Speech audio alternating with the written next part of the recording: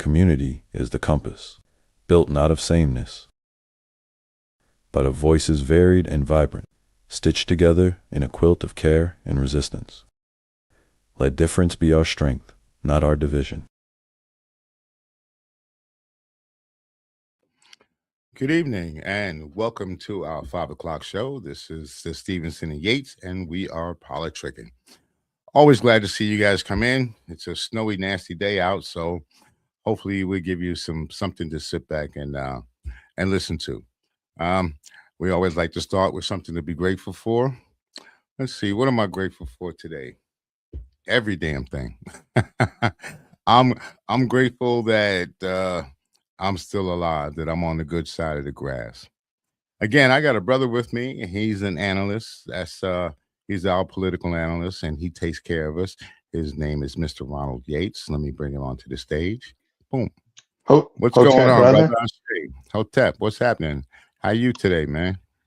I am well, brother. And, I am thankful that throughout the midst of the storm, we got hit with a lot of snow, but we did a lot better than some of these states that had the ice accumulation. So many people are still without power, and so many people lost their lives.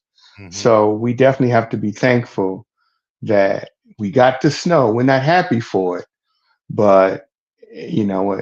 Let's just be thankful that we didn't get hit as hard as Yeah, some of these other locations. yeah, you're right. I guess I got some things to be thankful for. My furnace, of course, is out. So we're without Oh, heat, hot water in the home. But I am thankful that when we designed the house, we built it with a few fireplaces, and that's been keeping the house warm. So until we get another fireplace, hopefully that'll be sometime soon, maybe next week. Damn fireplaces cost a lot of money, man. For those you mean furnaces? yeah, furnace. Yeah, must some damn furnaces cost a lot of money, brother. I just replaced mine a few years back, brother. I know. Ah, man, Yeah. you talking to thousands, and the way we want to do it, we have oil right now, so we're gonna convert it over to gas, to use the natural gas. It burns a little cleaner. Oil burns 24 hours a day, and Right. it's a nasty thing when you try to clean it out because it builds up a lot of soot and stuff like that. Um, Well, yeah, we have oil, and the only thing about converting to natural gas, what do we do with the oil tanks? I mean, we wouldn't be able to remove them. So yeah, yeah, yeah. I They guess they this. coming, they're gonna take ours out. Oh, okay, okay, Yeah, yeah, yeah. We okay. you know, it- thank goodness that we pretty much have an empty tank. So Oh, they're gonna okay. come. They take out they take everything out, put everything nice and neat and clean. So Oh, I'm okay. the amount of money that we're spending. Yeah, I, yeah, yeah, yeah. I know, I, brother. I think they're gonna do a good job. Hey, we're gonna slide into a little bit of something. That ice situation, man, that's been all over the news with this young man. Um, I really want to send my prayers and my condolences out to that family. All right, because I don't know what people think of this young man. To me, he was being heroic because those so-called federal agents, they took a woman, they was throwing a woman up against the wall and throwing another, the way they were shoving her like they were gang members or something like that. Like we were out throwing up our dukes, we were getting ready to fight. This young man, he stepped in between that. You got to be brave to do that. You can't be a person without heart. He had so much heart that he was more fearful of her life, of her being hurt, than him losing his. Mm-hmm. So to me, that young man is definitely a hero. And people can say what they want, like I said, but I give that young man all kind of props, man. All kind of props. Because he deserves it. He deserves it. Yeah, I would agree with you there. This young man saw a woman being abused, and he went to assist to render aid because she had been knocked to the ground. And for some reason, the ICE agents thought that was, I guess, a sign of aggression. Well, I've been reading a book called, I'm going to hold it up for you. It's called The Palestine Laboratory. You got to bring it a little And closer to the camera, baby. Yeah, Gotcha. it's called a Palestine Laboratory, and it's written by Anthony Lowenstein, Mhm. a Jewish man. And in the book, he details that Israel is probably, well, not probably, is the largest seller of weapons in the Middle East by far. Um, Mhm. and they say that their weapons have been tried and tested on the battlefield. What they mean is in Palestine, in how they're able to repress the Palestinians. And they also, not only do they sell you the weapons, they also provide training on some of these repressive tactics that they've used for, going back over 70 years in Israel. Or it's reported that some of these ICE agents receive training with Israel, some of these Israelis, Mm. and they may have learned some of these repressive tactics. I mean, what you're seeing, like what happened to, Renee Good, to Alex Preddy, this is an everyday occurrence in places like Gaza, in the West, places like the West Bank, Golan Heights. That's been going on, for over 70 years now. And now you see it happening in America. And, the narrative is the same when a Jewish soldier or Israeli soldier, even an Israeli civilian, kills a Palestinian. They always say, well, he or she was a terrorist. They're unarmed, right? I mean, they may have a rock and you might have an AR-15, but you are considered a terrorist. And they said that about Renee Good, that she was a domestic terrorist. And they Mhm. said the same thing about Alex Preddy. Well, If you, they got a thing. What is it called? The first thing they want to do is first they deny. Then once after they deny, then they attack, and then you're a terrorist. You're a terrorist. Then after this, they make themselves the victim. Mhm. He was coming at us with a gun, and he was getting ready to do us in, so we had to do what we had to do. And this is how they justify each one of these things. First, they deny. We always notice that. No, no, he's in the right. He's right.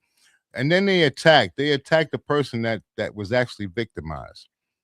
And those people that are committing that are victimizing the people, those are the ones that they claim are victims.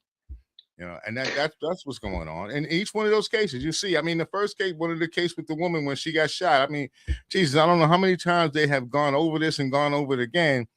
That police officer or that ICE agent was in the wrong, man. I can't say any which way they want to put it. And now with this one coming up right afterwards, these police officers, ICE agents, every last one of them that pulled out that weapon and fired into this man 10 times, all of them need to go to jail. At least we need to at least have some sort of investigation. Now, the federal government, they're impeding that. So we can't have we can't have an honest and open investigation because they're going to sweep it under the rug. Okay. well, they're trying to. Um, they're trying to downplay it. They're trying to say you cannot simply believe your lying eyes, Mm. that you think you saw an assassination, but let us tell you what you actually saw. And for the Trump administration, this is just another, I guess we'll say, fracture in his relationship with MAGA. If you look at the Republican platform, one of the key points for the Republican Party is the Second Amendment, Mm. the right to keep and bear arms. Now, the government is trying to say, well, yes, we support the Second Amendment. However, Alex Preddy was carrying a firearm at a protest. Well, is it illegal to do that? What was that It kid's is name a not. couple of years back ago who came to the You're protest talking from another about state? Kyle. You're talking about Kyle Yeah, Rittenhouse. Now, and he was a hero of the yeah, Republican Party, right? and he Cash came from another Patel, state. Came from yes, he did. He another state, right? crossed state lines. What did he have? He Yes, had an AR-15. an AR-15, which he was too young to possess, but he was the darling of the Republican Party, of the MAGA, of the extreme right. Cash Patel said something like, he would help this kid, I think, with his legal fees or something like that, something to that extent. Well, now you're going Cash against Patel one at of that time. What was he? A podcaster back then? You're talking about? yeah, Yeah, he was but a podcaster. Isn't that funny? The but guy. So you and I, we can go ahead and become heads of the FBI and the Department of Justice. We don't have to have any other qualifications except we can talk openly in the air. Is that what it is? That's all it takes? well, as long as you're willing to bow down to the leader, then yeah, people can be put into key positions that have no specific training, experience, or knowledge for that matter. But Yeah, I'm but sorry. going My name back is not to Tim Scott. I can't do that. My name is not Tim Scott. I can't do that to myself or my people. I'm sorry. I yeah, can't, yeah, can't do that. You know? right. Well, going back to this incident, Mr. Preddy, one of the keys, like I said, to the Republican platform is the Second Amendment. So now you have the NRA that has come forward and they said they want an investigation. Now, this is just talk because I don't think they want to risk getting into a fight with the Trump administration. But they do have to say something. This guy was a card carrying member. And, Trump himself said, what stops a bad guy is a good guy with a gun. So you say that Americans have the right to keep and bear arms. But now that this young man goes to this event, this protest with his legal firearm, and he gets killed, now all of a sudden, well, he shouldn't have had the weapon on him. You don't take a weapon to a protest if you don't expect to get killed. Well, let's go back to January 6th. How many of Trump supporters came to Washington, D.C. armed to the teeth? Why weren't they looked upon as being criminals? Why were they allowed to bring weapons you're talking to the nation's capital, and they bought weapons. I'm sure there are a number of laws on the books in DC with respect to weapons, and they bought them to this supposed day of love, as Trump describes it, but they came armed to the teeth.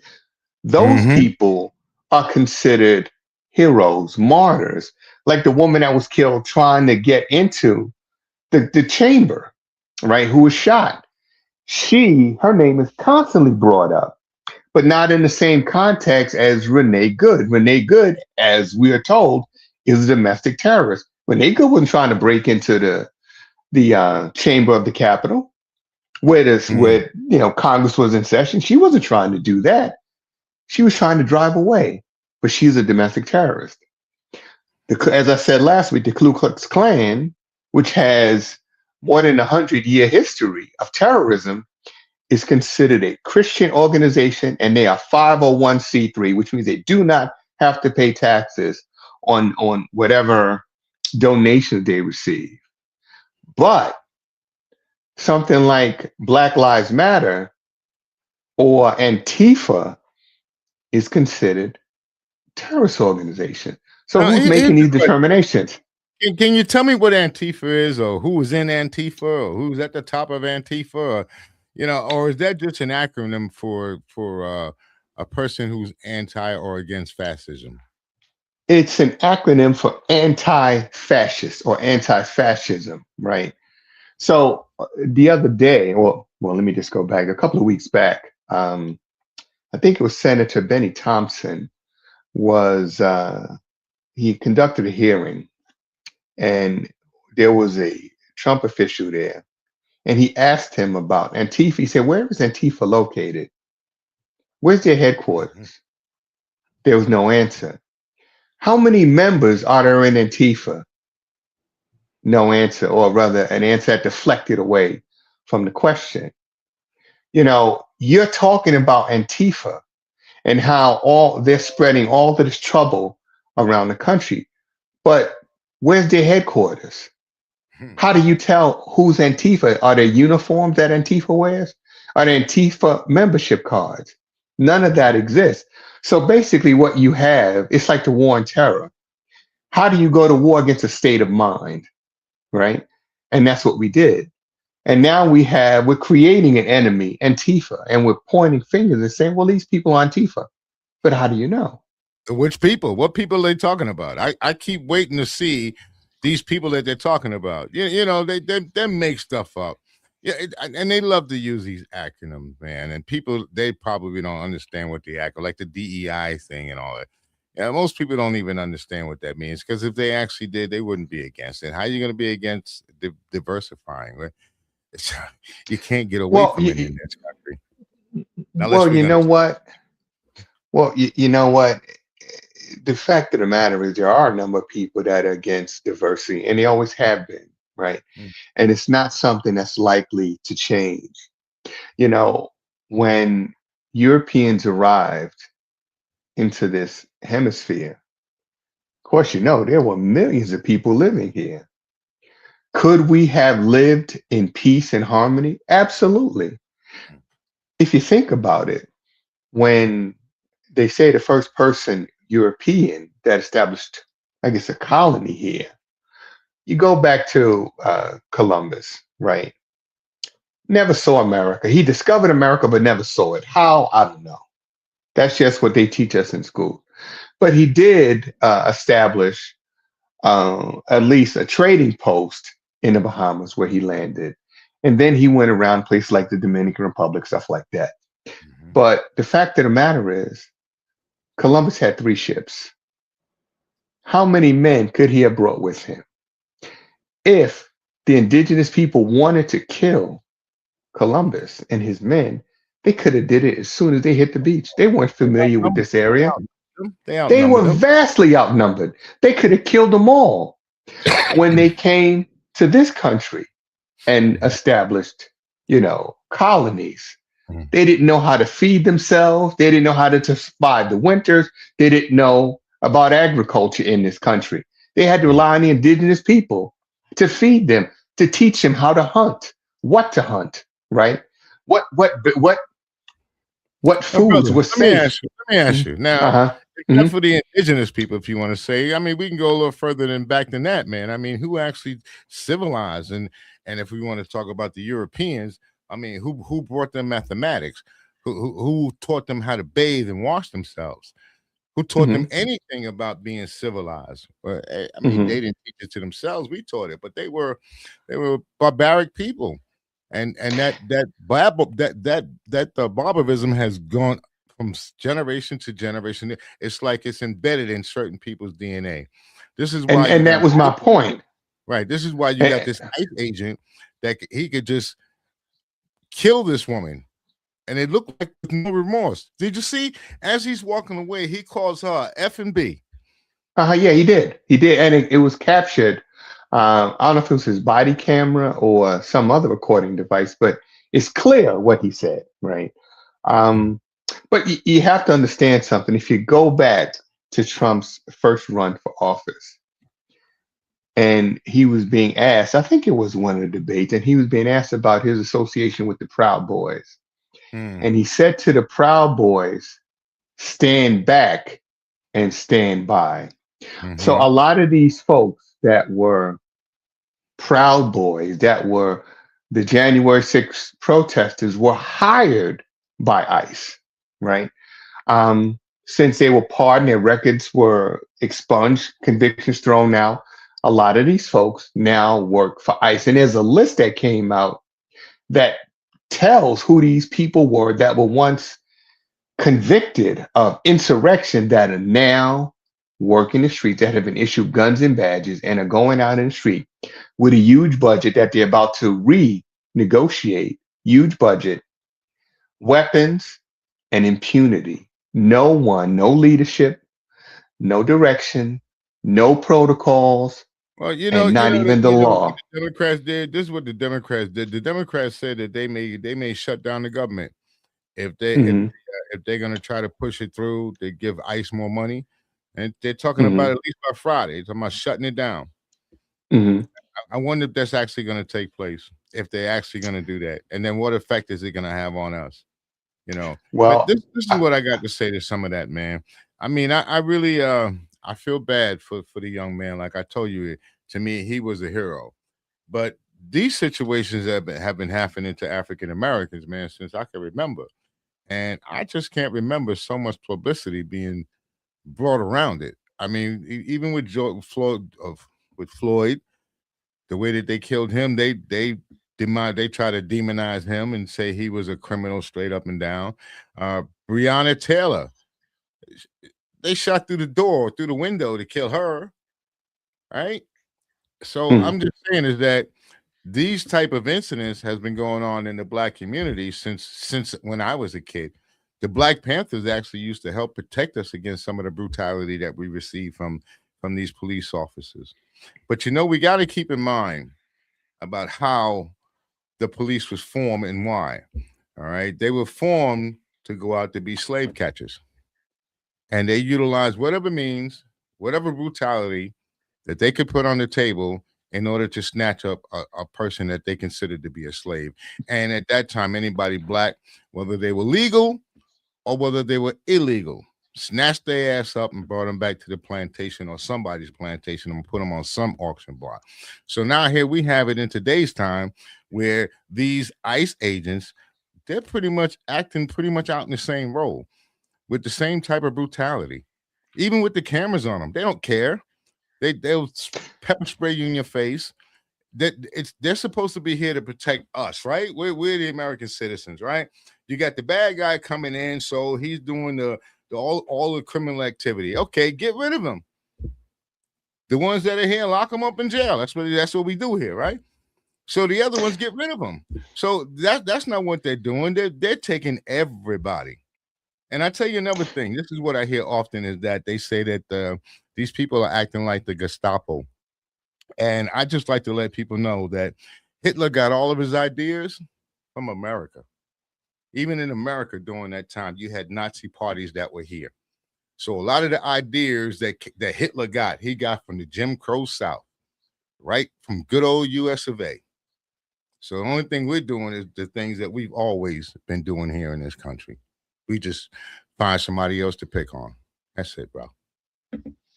well, I think that as it relates to some of the shootings you talked about, like Breonna Taylor, the killing of George Floyd, the media always presents that from a racial aspect, and they leave the story kind of open ended.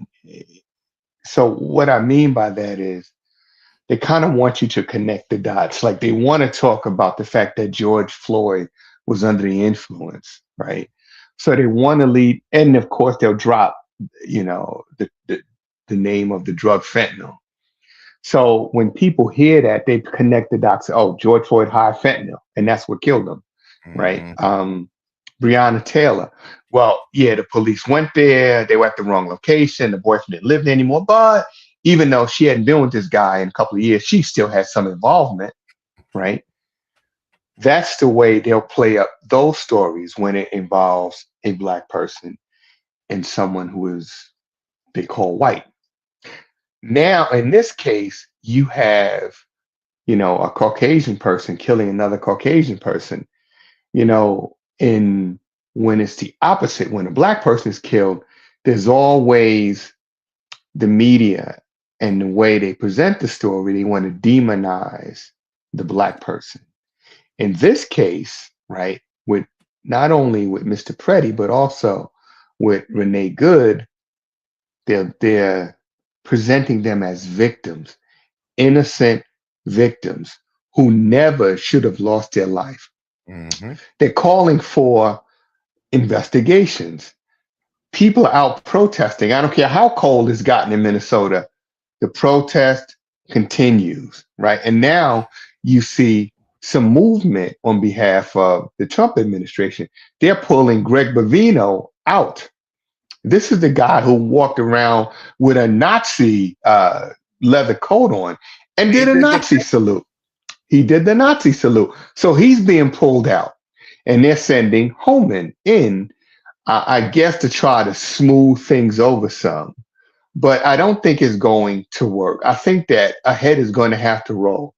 And I think that Bavino would probably be the likeliest person to be put on the chopping block. I mean, it would either be him or Noam. Noam is probably a sociopath, somebody that Trump really likes, highly uneducated and psychotic. So she'll probably remain, but I think the way it looks now that Greg Bavino will probably be the one to fall on the sword. And I think in the mind of the administration that if they give up one sacrificial lamb, it may calm the situation in Minnesota. But what's I think they're gonna have to give compounding, up more than one. I think they're gonna have to give up more than one. well, what's compounding this situation is that the Department of Justice, i.e., Pam Bondi, is demanding that Minnesota turn over their voter rolls, right? So basically, she sends a letter, and this has been, you know, uh, it's been verified by Governor Walz himself, who said that yes, I received a letter demanding voter rolls, and if I turn over those voter rolls, then they will pull ICE out of Minnesota. Again, some of these tactics, right, are tactics that is commonplace for Israel as it relates to, Palestinians. And some of these same things are happening in this country, which strongly suggests to me that yes, some of these ICE agents were trained by either Mossad or the Israeli military on some of these very repressive tactics. And this is and you see in the result of it in the streets of America. Oh, some of them don't have any. It's not about to end. How about that one? How about some of them don't have any training? How about some of them already have records? They're finding out now that some of the ICE agents. There was one woman. She just became an ICE agent, right? And she said she didn't know how she passed the test because she had drugs in her system. She said they didn't even test the P. They didn't even test her to see whether or not she was qualified to be a federal agent. You see, they let these people come in. They're by the dozens and hundreds. They're allowing these people to come in, and they're not vetting them properly. Then they're giving them a badge, a gun, and they're letting them out there free to go do what they want to do. Then when they actually kill somebody, because that's what they've been doing, they beat up on people. They're like gang members, man. Like just going around beating up on people, snatching people out of the cars and stuff. I just didn't think that would happen here. Well, you know what? That's already happened here in this country. I was going to say it didn't. I don't believe it happened here. I mean, when they were out with the hoses and spraying us down with the hoses and burning down our towns and burning out our little children in buses and stuff like that, So it's happened, happened to us. You know what Malcolm X said, and this is what got him in trouble and led to him leaving the Nation of Islam. After John F. Kennedy was assassinated, the leader of the Nation of Islam, the Most Honorable Elijah Muhammad, said, look, no one in the nation should make any comments with respect to the death of John F. Kennedy. Well, Malcolm was I guess he was walking out of the building, and when the reporters asked him his thoughts on the death of Kennedy, and he made the now famous speech about, or not really a speech, but just a statement, about the chickens coming home to roost. What you're seeing is exactly what Malcolm said in 1963. The chickens have come home to roost.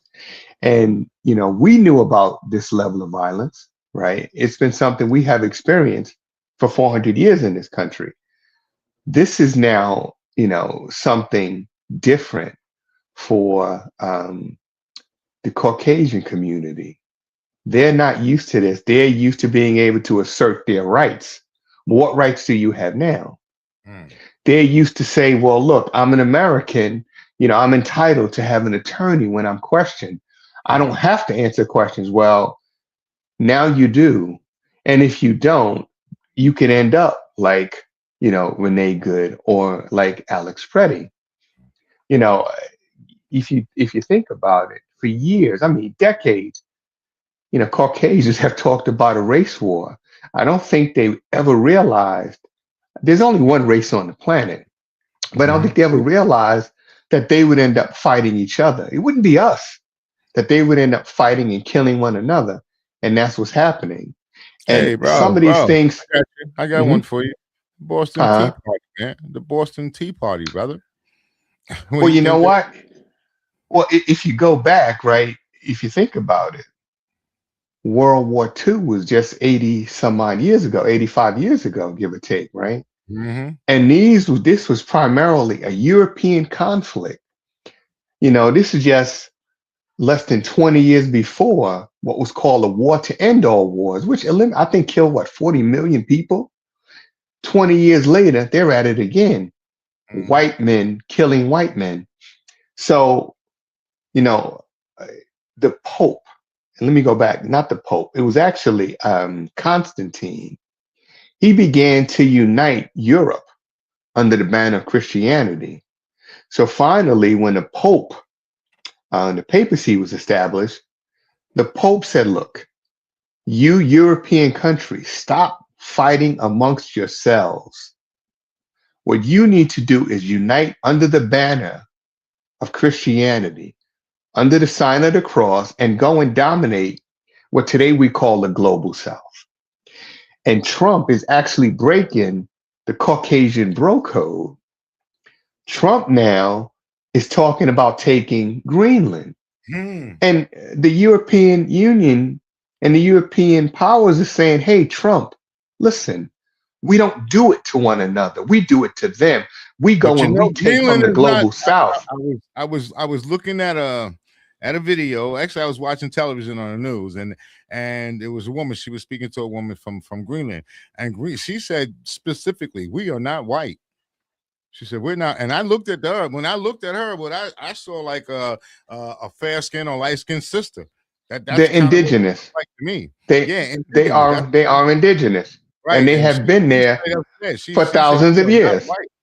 And you know what? Uh, Another thing is funny is that they don't believe in borders or ownership of land. Can you dig that? That's how the natives used to be here too. Nobody owned the land. This was God's right. land.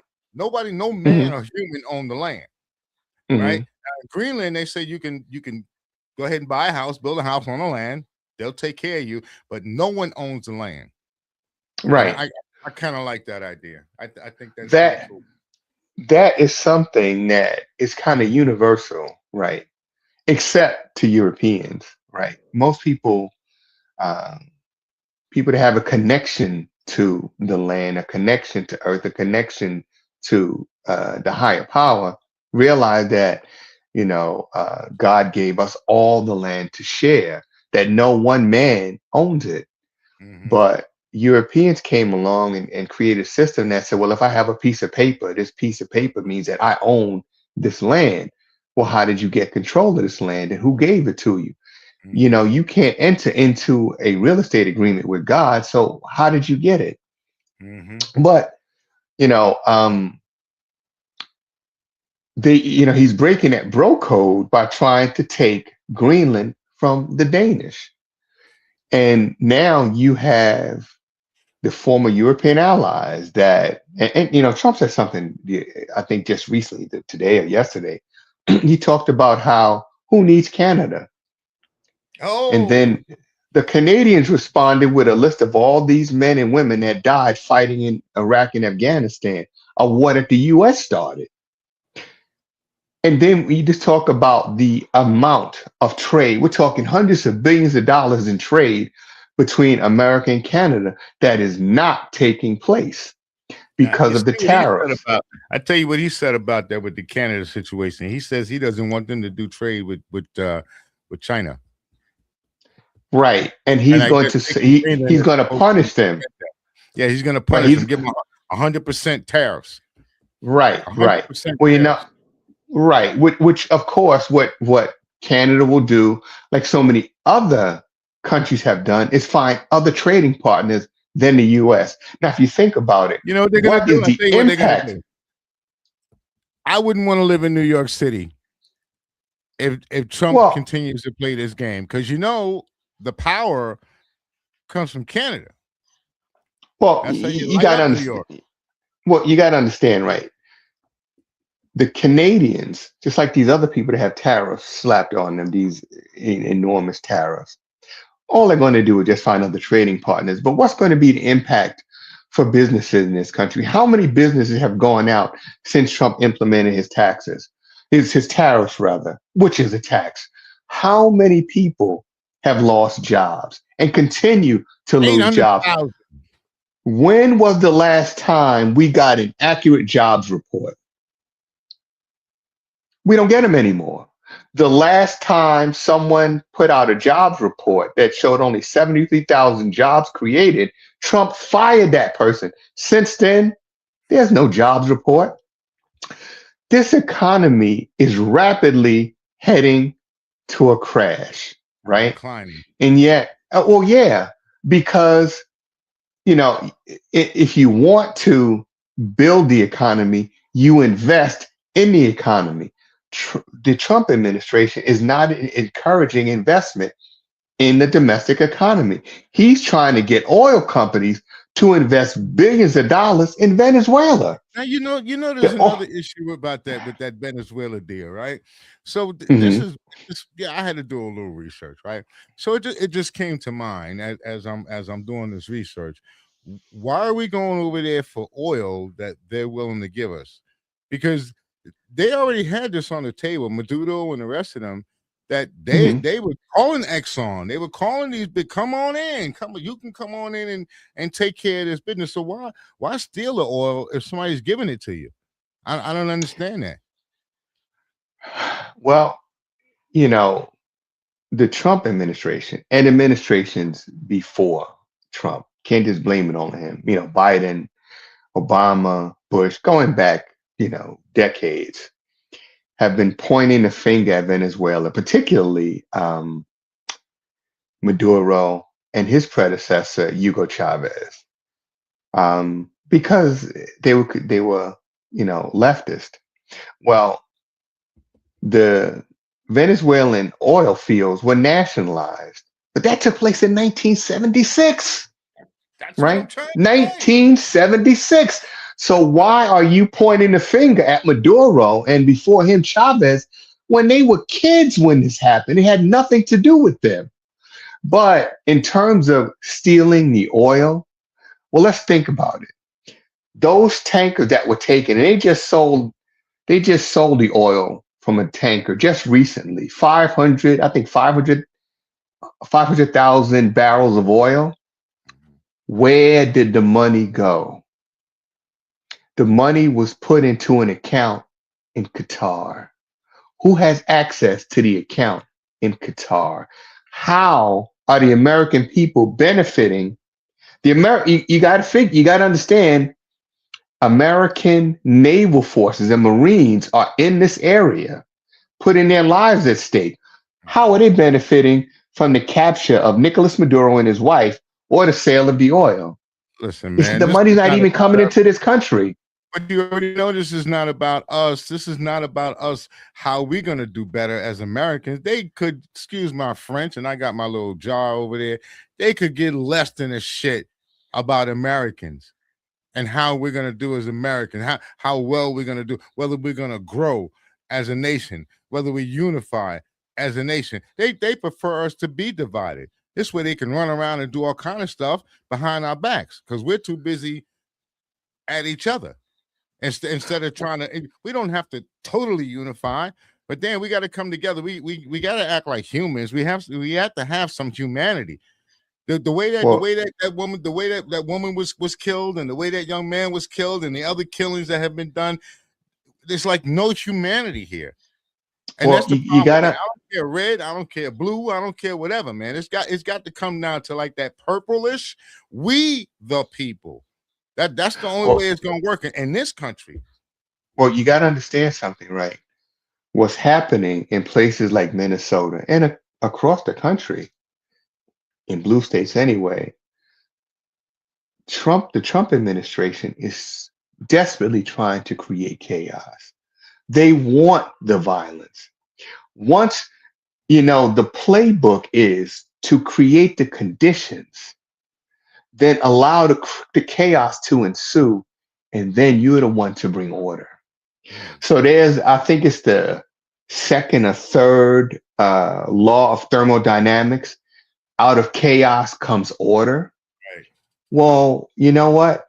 That's a Eurocentric theory. Because why do you need to have chaos to get order? Why not just maintain order? But the idea is to create chaos. And once chaos is created, that'll serve two purposes. One, no midterm election. Two, Trump goes in. Trump is looked upon as being a hero. Trump is the one that brings peace, that brings order. And for those that follow Trump, right, it's not too hard. All he has to do is say certain things, certain buzzwords, like white people were harmed by the civil rights movement. Huh. And that gets him back in the good graces of MAGA, Can at least temporarily. run that down to me? How is it that white people were harmed because of the civil rights? Now, this is what killed me. So certain white people feel that they were harmed because now black people can do as well as they can do.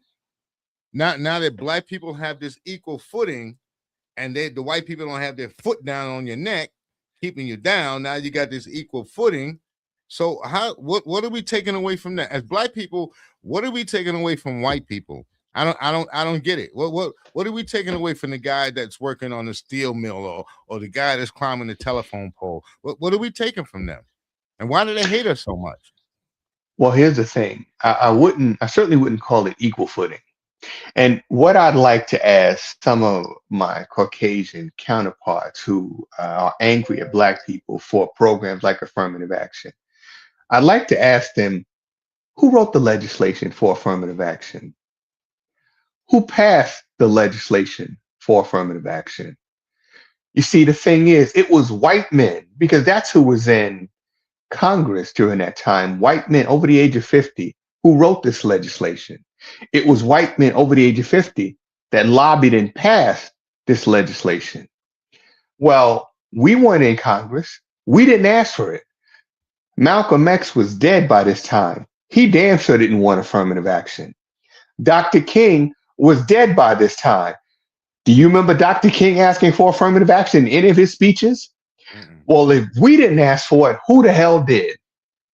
This program, which benefited primarily white women and not the black community, we never asked for that. Why would we ask for a program that's going to give some of us, a small percentage of us, an opportunity, while the vast majority of us remain in abject poverty? That was not our plan. Hell, we wanted a lot more, deserve a hell of a lot more. So when you talk about these programs, right, these quota programs, yes, that's what they are. We didn't ask for them. People, white men, they're the ones that wrote this legislation. They're the ones that put this out there. So be mad at them, not us. Now, wasn't there already a quota system in place? You know, if you're white, you're right. If you're black, get to the back. It seems like there was already a quota system in play. You know, it's just that, well, we'll hire a couple of black people, so this way we look good to the rest of the public as we're actually taking it. Let me tell you, I took a job one time back in the day, in the early 80s. I'm not going to mention the name of the company, but I took a job, and I was the only black fellow there, and I was working in a capacity of a manager. I had to end up leaving the job after about 6 months. They wrote on the side of my car, big letters, "Niggas go home," and every day, if I went to lunch, then people would tell me in the stores, "We know that you don't live around here." They said, "Anybody like you'll work around here, but you don't live around here." So this racist thing has been going on and on and on. Don't you remember back in the day when they the boy was running across the highway, Spring Boulevard, one of them highways out there in Queens, the Bell Parkway and Howard Beach. They chased the boy down with the baseball bat. He was hit by a car and killed. Yeah. So, you know, these situations are ongoing for us, man. And it seems like what are we going to do about it as a people? Our people. I'm talking like, but if you were Jewish and I was Jewish and We were talking about our people and what we're gonna do, or how can we help protect our people. Well, you know what? I saw a movie today, which was gives me a great deal of optimism. The movie's called the Birmingham Brawl, Mm. and it's really a documentary, and it's based on the incident that occurred in 2023, where a group of white people at a dock in Birmingham had attacked a black man, and you saw a brother jump in the water, swimming across to help him come to his aid. Oh yeah, that situation, right? Then you saw the squad coming, right? And you saw black people saying, "Oh no, no, no, we're not going to sit idly by while you beat one of our brothers to death." Right. And when they got down there, there was, I guess the term was a mollywhopping, right? And I think that for people, and I'm talking about Caucasian people, to see that, I think it kind of lets them know this is not the 1960s or 70s or 50s or 40s. This is a time when black people will not sit idly by while you come and attack one of us while the others were made a watch. Just sit by and watch or pick up our phone and record. Throughout slavery, whenever one of the Africans was punished, all the people on the plantation were made to watch, to instill fear. Well, I think we got to a point where we're not really afraid anymore. Mm-hmm. And I think that for all these folks that, think that they're going to just annihilate people, just walk into the community with their guns and just annihilate people, I think that they need to recalculate that, because no one's going to sit idly by and allow that to happen. When Trump was president the first time, just look at gun sales amongst black and brown people. Just look how many gun clubs were formed. Just look at the rise or the reemergence of groups like the Black Panther Party for Mm-hmm. self-defense, and other offshoot groups that have sprang up around the country. So if people think that we're just going to go and burn a cross in front of somebody's yard and drag them out and beat the hell out of them or kill them, I don't think it's going to be quite so easy anymore. Just to we're getting close to that time, right? So I just want to put it out there with African American Black History Month is coming up. I call it African American. Black History is coming up. Granville T. Woods. There we go. I got some people next month that I really like to bring to the forefront. I know we usually do Frederick Douglass, or we'll do Booker T. Washington, the usual, right? I call them the usual, but I like to speak about some of the people that you don't hear about. So right now, I'm going to give props to, since you brought it up, our gun club, the first African American gun club right here, which is known as Blackfoot. The person that started Blackfoot was a young lady. Her name is Tamiko Patterson, but the president now is Derek Sampson. So I like to give praise to them. This is Black History Month, and what he's doing for our community, he's doing a lot. That gun club is doing a lot for us. It's teaching us Absolutely. it's teaching us how to defend ourselves legally.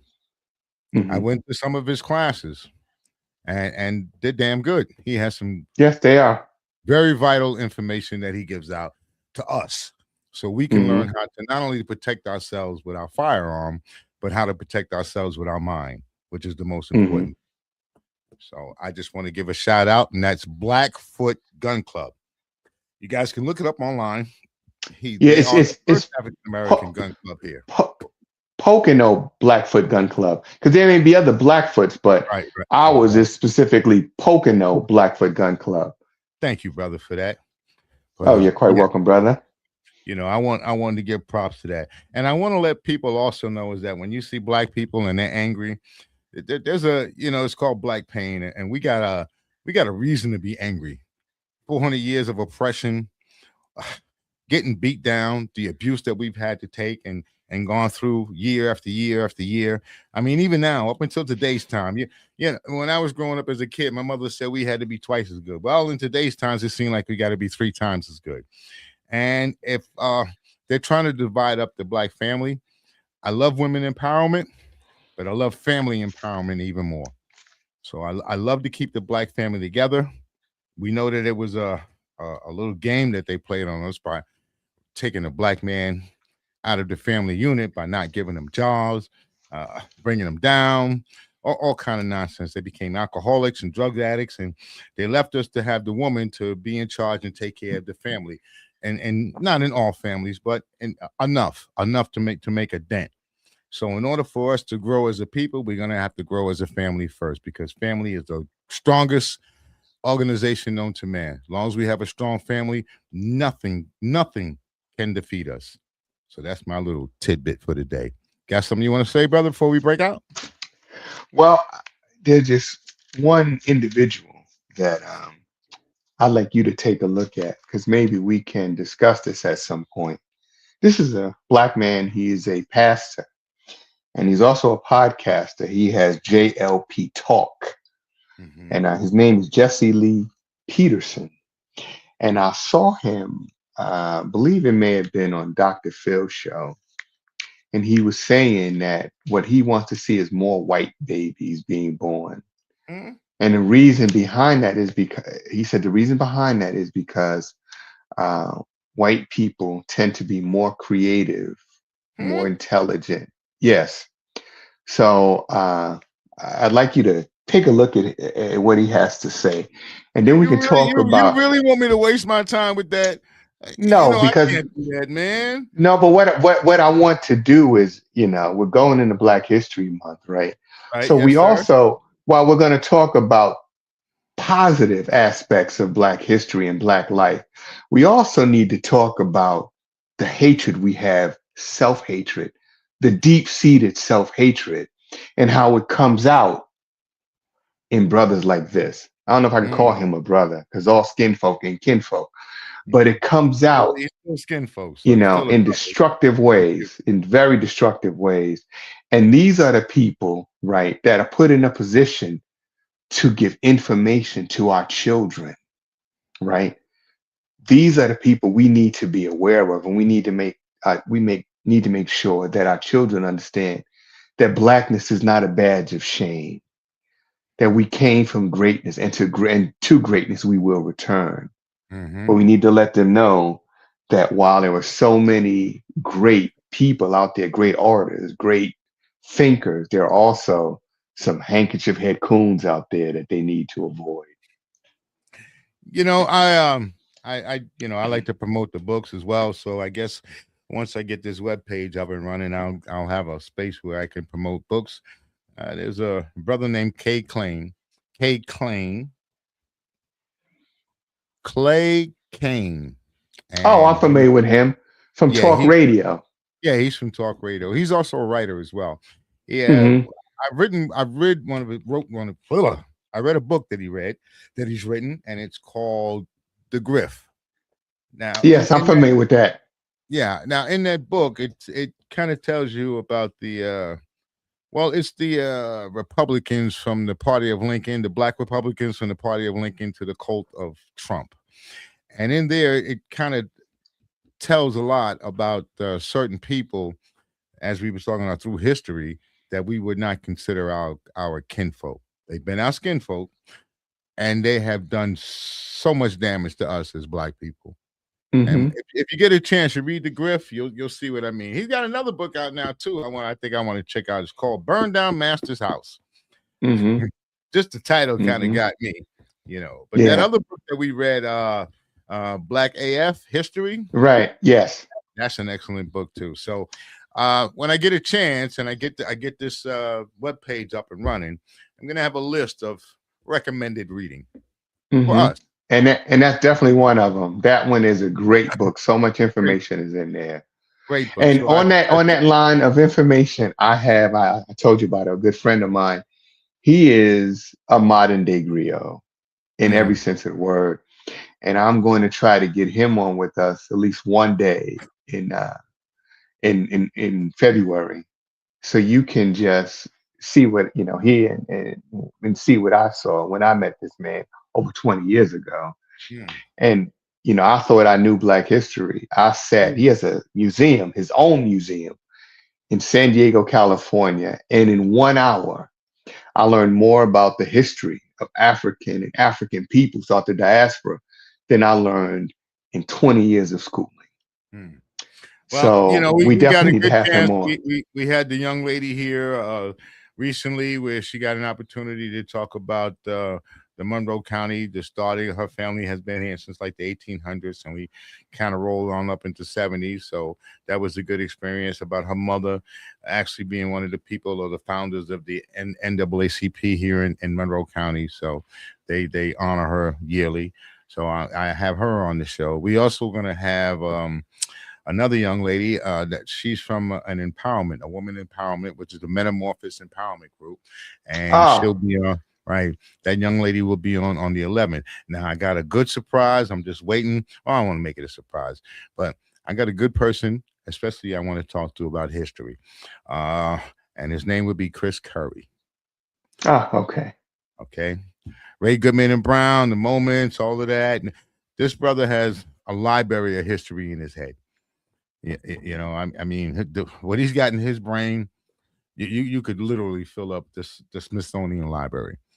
Okay, Mm-hmm. he's a plethora of knowledge, and there's a few other brothers that I would like to bring on. I get an opportunity to bring the sisters on. I like to bring a brother or two on too, and see what they Mm-hmm. got to say. What's their contribution to what's going on in today's time and where they think we're headed to in the future.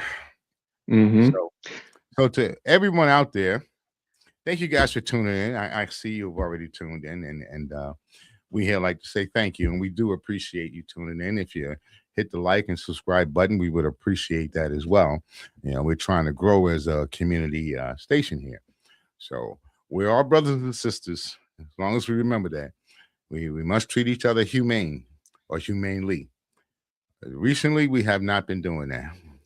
Hopefully, we actually come to that where we can actually unify, and that'd be kind of cool. We don't have to love each other. Just want to have us respect each other. And on that note, brother, as you always say, Hotep. And as my girl would always say, Hotep. my girl would say, be yourself because everybody else is taken. So, Stevenson and Yates, we'll see you next week on Tuesday. Same bat time, same bat channel. Peace.